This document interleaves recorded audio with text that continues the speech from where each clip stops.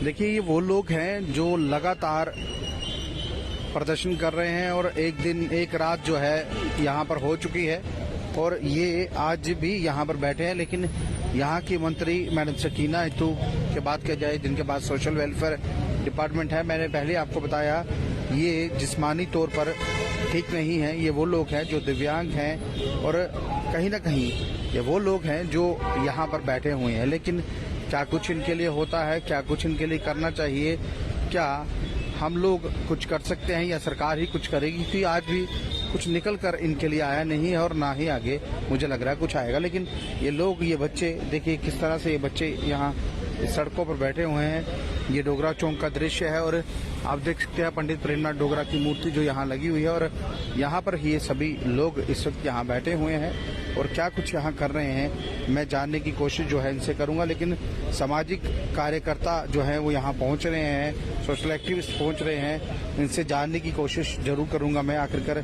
क्या कुछ इनका कहना है। सनी जी क्या कहेंगे? आप इनको सपोर्ट करने आए हैं, ये कल से ही धरने पर बैठे हुए हैं, डिमांड वही जो उनकी पेंशन बंद हुई है और भी थोड़ी बहुत चीजें हैं, ये बात कर रहे हैं, क्या कहेंगे? देखिए, इनके साथ हम आज से 3-4 साल पहले से इनके साथ खड़े थे।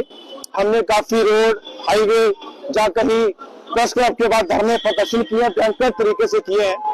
बट सरकार ने जब इनको आश्वासन दिया और कहा कि जब हमारी सरकार बनेगी हम 3,000-4,000 रुपया जो हम महीने का आपका लगाएंगे।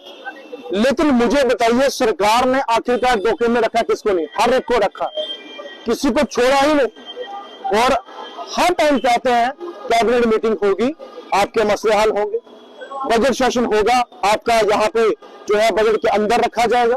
क्या रखा जाएगा, क्या हो रहा है, हमें पता ही नहीं।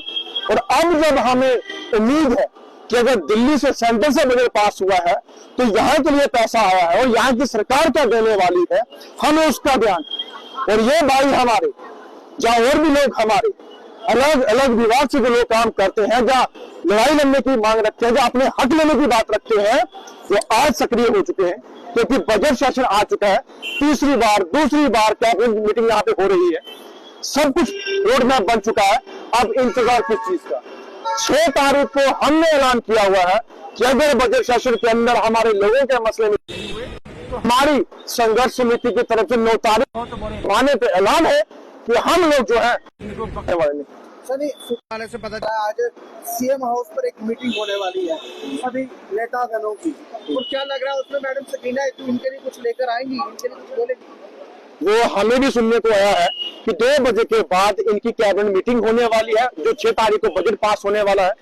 तो उस मीटिंग में आप, ये मैं उनको बोलना चाहता हूँ, सुन लीजिए कि हमारे लोगों के, गरीबों के, मजलूमों का हक देने के लिए बात कीजिए। ये वो दिव्यांग लोग हैं जो अपनी मेहनत से, अपनी काबिलियत से आगे बढ़ते और इनके लिए रब भी इनके साथ। और अगर आप लोगों ने इनका साथ दिया तो आपको दुआएं मिलेंगी, अगर नहीं तो वो बददुआएं मिलेंगी कि जिस कुर्सी पे बैठे हो ना, वहां से उतार के रोड पे लाया जाएगा आपको। और हम लोगों ने आपको कहा है कि आप हमारी मांग पूरी करवा दो, आपकी वाह वाह बल्ले बल्ले होगी।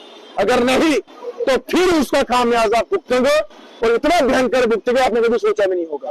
और दूसरी बात, हम लोगों ने जो है यहाँ पे इनके समर्थन में आने के लिए जो है आज न्योता दिया और 5 तारीख को 11:30 बजे हमारी टीम संघर्ष समिति की हो, राष्ट्रीय संघ की हो, वो यहाँ पे आके इनका फुल समर्थन करेगी और ऐलान करेगी इसी मन से कि 9 तारीख को आप भी हमारे कंधे से कंधा मिला के आ जाइए और हम बताएंगे, चाहे वो कश्मीर हो, जम्मू हो, कहां से आवाज आएगी और किस तरीके से आवाज उठेगी।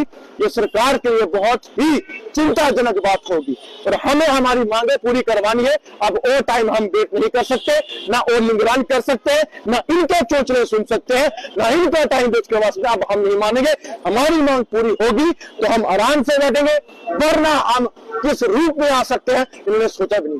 जम्मू कश्मीर के एलजी के आदिवासी में लोग अफवाह है, कुछ नहीं निकल के आया।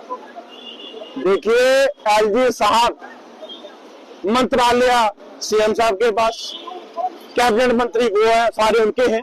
तो एलजी साहब के पास पुलिस डिपार्टमेंट है, यहाँ पे तो पुलिस का अधिकारी तो है नहीं, सारे अधिकारी सिविल डिपार्टमेंट के हैं। तो जब सरकार के पास सब कुछ है तो हमें लेना भी सरकार से है। हमें एसडी साहब से कुछ नहीं लेना, क्योंकि उनके पास डिपार्टमेंट छोड़े हुए नहीं।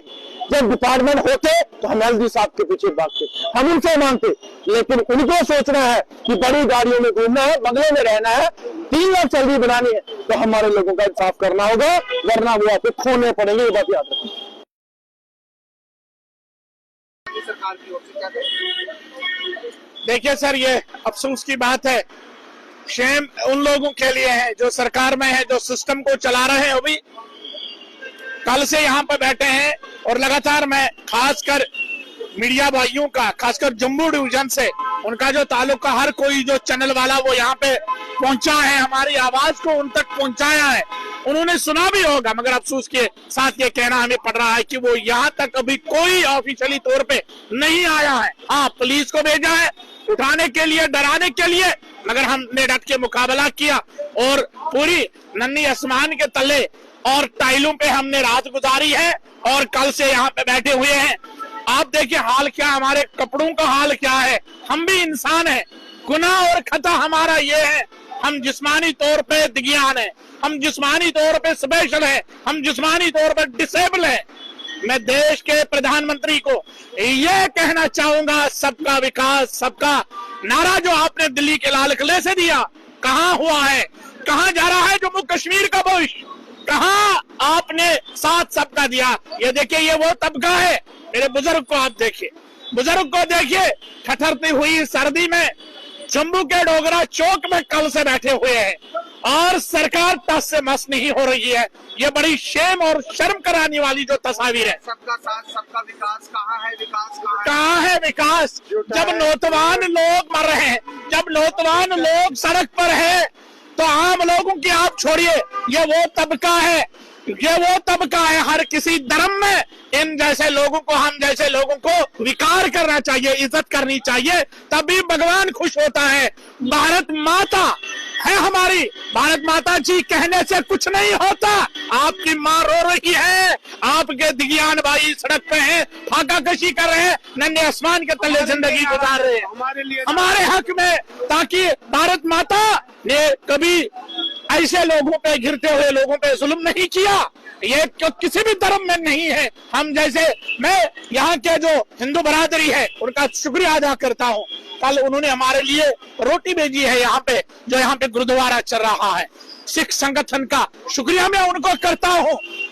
मगर इन लोगों ने हमारे ऊपर सियासत की है, इन लोगों ने हमें यहाँ पे मजबूर किया है, हम यहाँ पे आ रहे हैं। मगर उमर साहब, एक बार फिर मैं विनती करता हूँ, गवर्नर साहब विनती करता हूँ, 2016 का डिसेबल एक्ट आप कानून में लाइए, पास कीजिए, दायरे में कीजिए, ताकि लाभ हमें मिले, ताकि हम भी ये डोगरी चौक छोड़ के अपने घरों में चले जाएंगे। हम नौजवान हैं, पहले से ही हम परेशान हैं और ये सरकार हमें परेशान कर रही है।